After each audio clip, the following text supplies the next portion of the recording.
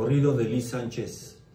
Autor Víctor González Espinosa, El Relámpago del Norte.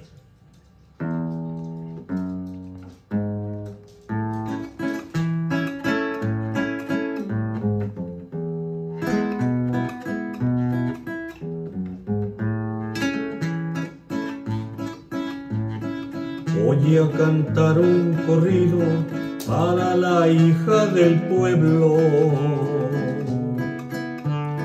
Se lo dedico a Liz Sánchez para su conocimiento. Un día 3 de noviembre en San Martín Texmelucan vio la luz esta flor. Demos gracias al Señor. ¿Quién se lo iba a pensar que la morena de la 4T podría un día llegar para ayudar a la gente?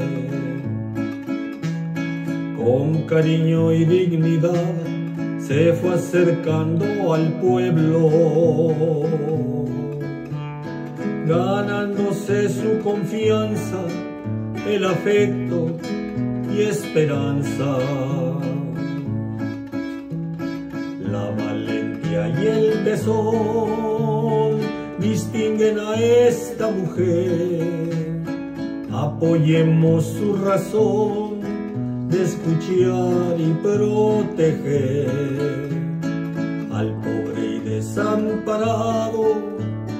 Atiende con gran pasión al que está separado por la discriminación.